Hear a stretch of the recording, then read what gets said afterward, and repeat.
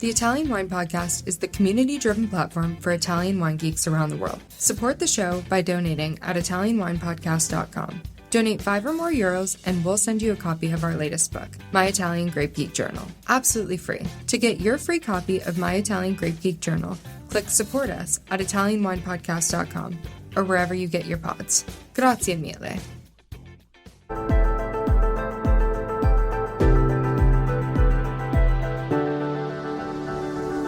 Welcome to the Italian Wine Podcast. I'm Cynthia Chaplin, and this is Voices. Every Wednesday, I will be sharing conversations with international wine industry professionals, discussing issues in diversity, equity, and inclusion through their personal experiences working in the field of wine. If you enjoy the show, please subscribe and rate our show wherever you get your pods. Hello and welcome to Voices. This is Cynthia Chaplin, and today I am really excited to have Lisa Perrotti-Brown with me. Lisa's a master of wine with over 25 years experience in the wine industry. You've lived all over the world, London, Tokyo, Singapore. You're in California now, doing all kinds of interesting things, primarily for many years with Robert Parker at the Wine Advocate as editor-in-chief, doing a lot of work there, publishing a book, Tasting Like a Wine Critic, all about quality, which is a book that I actually personally enjoyed. I judge, and your book was very helpful about that. Thank you. And then not that long ago, you started The Wine Independent, which is a publication that I actually really love. But there's an interesting story behind it. And from my point of view, as a woman, the only woman in the wine industry who's ever really had sort of an international communication body like this was Jancis Robinson. And so now you're on deck with the Wine Independent, and I've been wanting to talk to you about this ever since it started. So thank you so much for coming today. Oh, no, it's my pleasure. Thank you for having me. Well, we're here at Wine to Wine Business Forum. Bumped into you when you were talking to MJ Towler. So it was just my good fortune that I got to grab you and say, please come on Voices.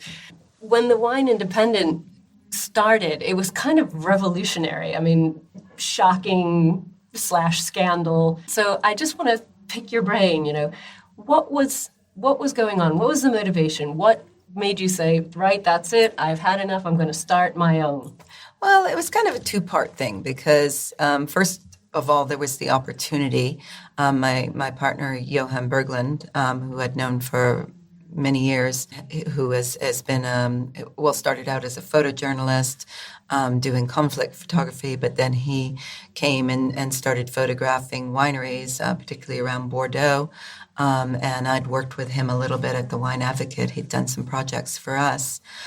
He came to me with the idea, and this kind of coincided with a point in my career where I thought, I've been working for other people for so long, although I had a certain amount of creative freedom, I never had total creative freedom because I was working very much so under a brand, the Robert Parker Wine Advocate brand. It almost becomes like a template that you need to do things in a certain way. And there's not a lot of flexibility beyond that. And so he came to me with an idea about doing something completely new. Of course, it would still involve wine criticism, but, that we could develop the database and the search engine and the way that tasting notes and reviews are presented, but also we'd have a lot more storytelling and emotive storytelling that's told as much with words as it is with visual images. And I thought, this is what modern consumers need. This is where wine criticism needs to get to. We need to address the needs of an evolving fine wine consumer and not just, sort of sit on our laurels and say, okay, this model is it always has worked and it is always going to work, being, quite inflexible, forcing consumers to have to get wine advice in a certain way that just really wasn't working anymore. I agree with you. I think especially when we look at the hard data, we know that young people and new people coming into wine, the numbers are dropping at pretty much an alarming rate, actually. Mm-hmm. So we have to do something. Something isn't working anymore. I utterly agree with that. I think the language we use, the rigidity of how we talk about wine has been very off-putting in the past 10, 20 and years. And scores, the over-dependence on scores, because the words themselves don't really resonate, and maybe they're not applied with consistency. Sometimes they're not applied with expertise. There's maybe less understanding amongst critics, because let's face it, you don't need a qualification to call yourself a wine critic. No, and everybody now on Instagram is a wine expert. And Yes. I want to get on that bandwagon because I've spent 20 years getting certified to do this, but it seems that you can just be a wine expert. Just slap that tag on yourself and boom, you're off. Exactly. Photograph yourself with a few bottles of wine and boom, instant expert. Yeah, I mean, there's that, but even in a lot of the very famous wine criticism publications, as somebody who spent my life, studying the meaning behind the words that we use, for example, body, seeing it used inaccurately so many times over and over again, and misleading consumers into, okay, is this light, medium, full-bodied, or are they all medium-bodied? This is just a small example of how consumers find it very difficult to understand what they're actually buying when they read a tasting note. And it's also very exclusive. If you haven't taken WSET or something similar, you have no idea what that is. And I think I'm an educator on lots of levels, and I think that language is so crucial to the next generation of all wine consumers, but particularly fine wine consumers. If we're not careful, there aren't going to be any fine wine consumers in 20 years. Yeah, that's true. Because people don't want to speak that way. They don't want to be, as you said, locked into this very rigid template. So this is why I fell in love with the Wine Independent when you started it. It is absolutely visually beautiful. So that is a huge difference as well. It's not just bottle shots and things like that. It's very visually beautiful. Takes you right into the heart of the vineyards and into the homes of the producers often. So the philosophy, let's talk about the philosophy behind here, because one of the best quotes I ever heard from you was you called yourself a hardcore wine critic, and I loved that. So how are you taking your hardcore wine critic self into the magazine? What's the philosophy and the ethos? Well, I think that's the core of what we do. We offer wine buying advice, and that's, the website itself, what you're paying for, because the articles at the moment we have are free to view. You can read the stories, you can see the photography. But if you want the buying advice, the hardcore criticism, that's what you're paying for, a tool. And so what we developed is first of all, the best search engine out there. I helped develop the one at Robert Parker Wine Advocate, so I was very aware of all its flaws. And, let's face it, all of the other wine criticism publications are just cookie-cutter images of what the Wine Advocate did. There were a number of flaws in the search engine that I wanted to address to make it easier for consumers to find the styles of wines they love.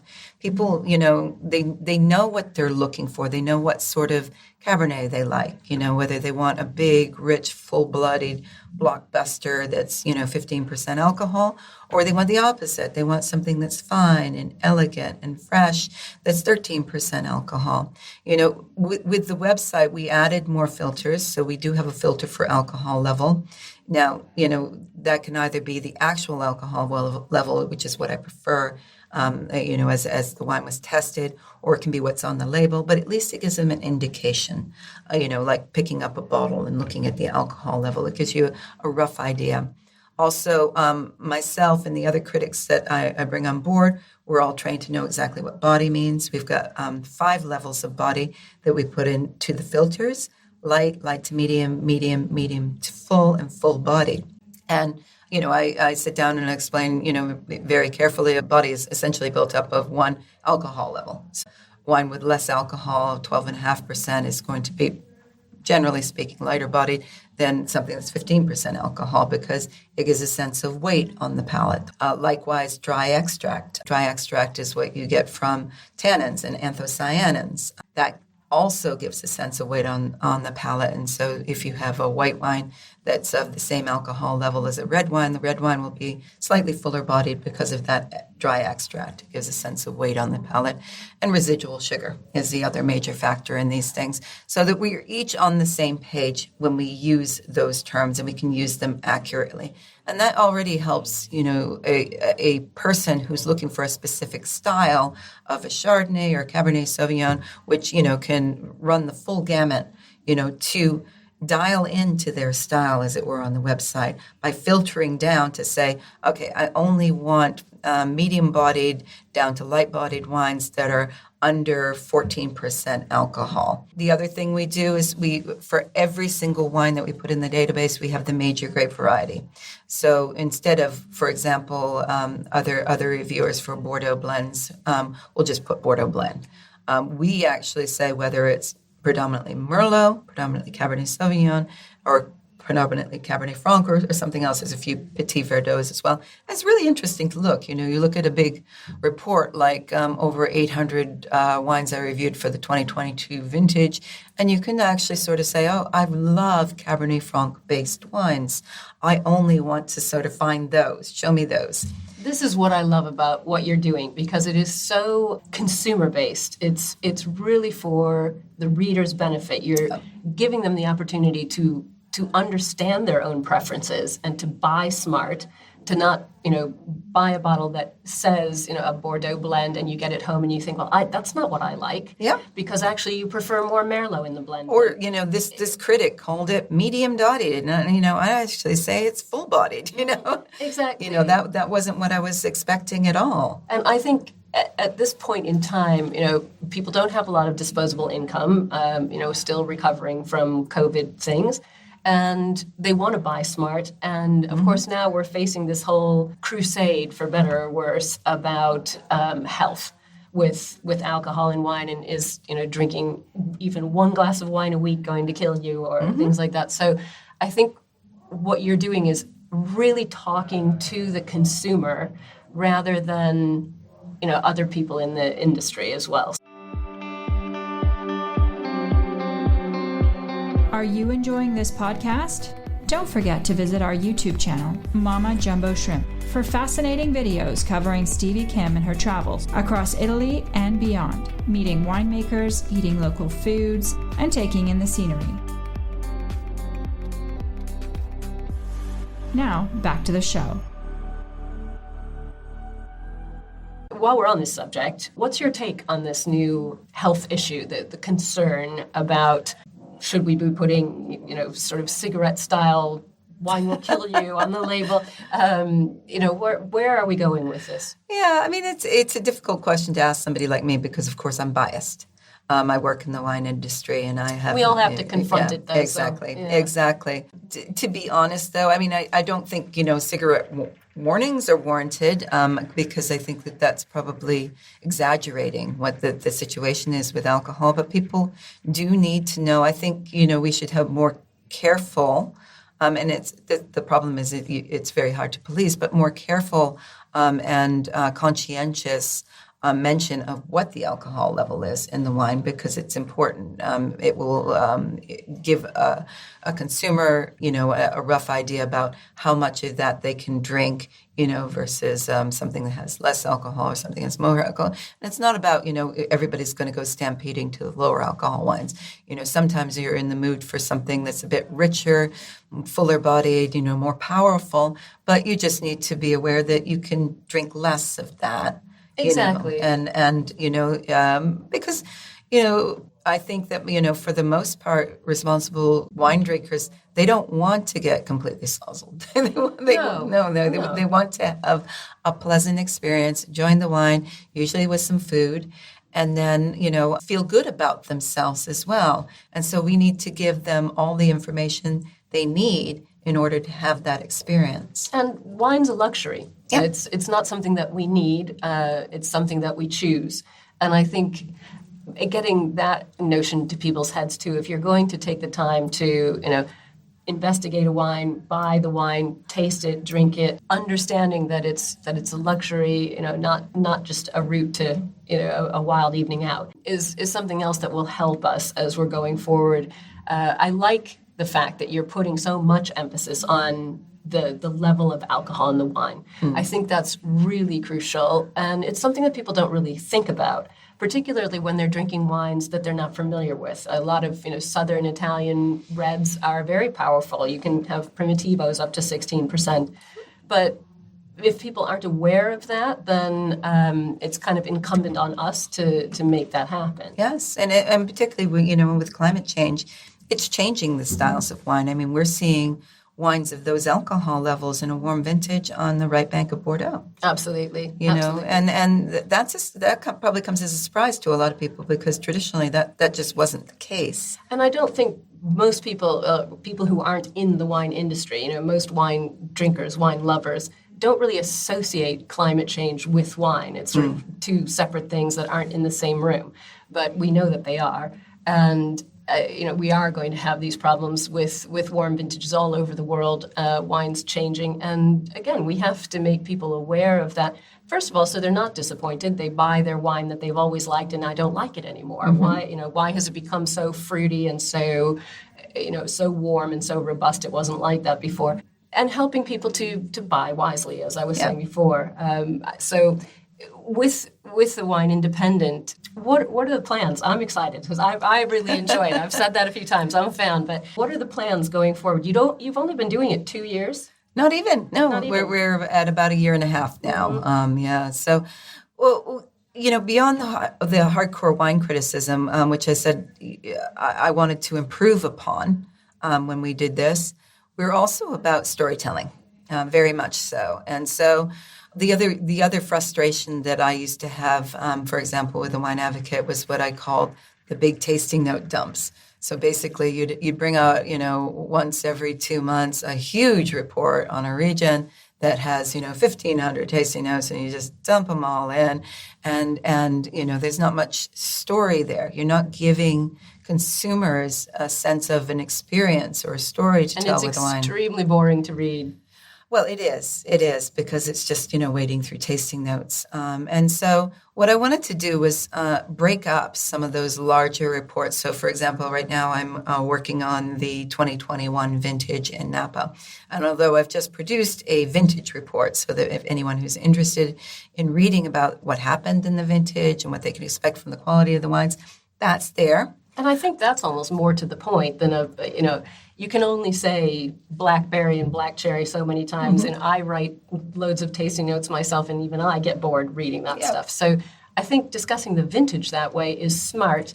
And again, it informs the consumer in a way that, as you said, a huge tasting note dump does not do that. Yep. And the other thing that we did with the vintage reports is that we've made them searchable. So there's their own page. So I will write that report, and then it will also go on to a vintage guide page where you can click on the region and the year, and you can pull up very quickly that vintage report, and so that you don't have to go wading through the website trying to find it somewhere. It's all very easy to find. So there's that style, but also what I did was with the 2021 Napa vintage was I thought, I'm going to take 25 different wineries who are doing something unique or did something special this year, and I'm just going to pull them out, and I'm going to do their reviews separately, and I'm going to write a little story about them. So it might be a new discovery. It might be somebody who's very famous, who's doing something new, somebody who was under the radar, who did something extraordinary this year. So I've pulled out producers like that. We bring our photographer in for a couple of weeks. Whenever we're working on a region like this, I send them off. I tell them, okay, this is what this story is going to be about. This is the kind of emotions I want you to capture. Can you make sure you take a picture of this person and, this and this? And the photographers are so good. We've got two, Svante, they're both from Sweden, and Johan. They're boom, they get it straight away. They know they know how they're going to frame this. And so they've got the photography going on. I've got the, interviews and the words going on. And so this elevates the experience when somebody buys this wine. So say somebody reads about this wine and they buy it, and they've, cellar it for all these years, and they've got this story and these images in their mind. So when they sit down with their friends with this bottle of wine, they say, let me tell you about this wine. They're connected. And it's almost like they were there. They say, I know there's a little story behind this wine that I want to share with you. And I think this is the next level of wine experience. I remember the days in the early 2000s, you probably do too. You go to a dinner, somebody said, I got a 100-pointer for you here. This is a Robert Parker 100-pointer wine. That would just be so vulgar to do nowadays. There was just no connection. Yeah, to exactly. It was just that was the story. Yeah, the medal, the sticker, the number, and the price. Yeah, but the modern consumer has moved on. Nobody does that anymore. That would be terrible. No. But what they do want to do is they want to, when they share this wine, let me tell you why I bought this wine. This wine has a great story behind it, and they've got the images, the emotive images that we put on the website in their mind. It's almost like, they were there, and they can own that story, and it empowers them, to really be able to recreate an experience with their guests, with their family. And it's uplifting. It's really uplifting to put together what's going on in the vineyard, what's going on in the cellar, the producer or the winemaker himself or herself, and connecting all those pieces of the puzzle. The consumer does buy in to that, and you suddenly become part of the story yourself. Exactly. You've read the story. You feel like you've been there, and now you're presenting it almost as if you're the wine presenter to your friends, which is exactly what I want. So empowering, too. Yeah. It's great. And, the website, I never wanted it to be about me. I want, it to be about the consumer. It's not called Lisa Perrotti-Brown, .com. It's called The Wine Independent because, first and foremost, we are independent. We don't take any money or gifts in kind from anyone. All of the opinions are our own, and they're expertly given. But, apart from that, it's about the consumer, and it's about, giving you the experience so that you can share that with your friends and make the whole culture of wine a much better thing. I think it's where wine criticism needs to go. I completely agree. I'm so glad we've had this conversation because I'm looking forward to it developing as it goes forward. It's being able to tell stories like that are what connects us as human beings anyway. And to bring wine into that and to sort of exalt it with this wonderful background of, as you said, the words and the photographs is important to our future of the industry and also of our new consumers. And where they're going to go with this. And I think keeping people connected, especially in this time of, war and conflict, is hugely important to everything we do. And particularly if we're going to drink something, actually take it into our body, we should have a connection with where it came from, who made it, and be able to share that. So I'm so grateful to you for coming on today, and I'm looking forward to the future of Wine Independent. I hope everybody who's listening takes a look at it because it's really worth it. Thank you. Thank you for having me. Thank you for listening, and remember to tune in next Wednesday when I'll be chatting with another fascinating guest. Italian Wine Podcast is among the leading wine podcasts in the world and the only one with a daily show. Tune in every day and discover all our different shows. You can find us at ItalianWinePodcast.com, SoundCloud, Spotify, Himalaya, or wherever you get your pods.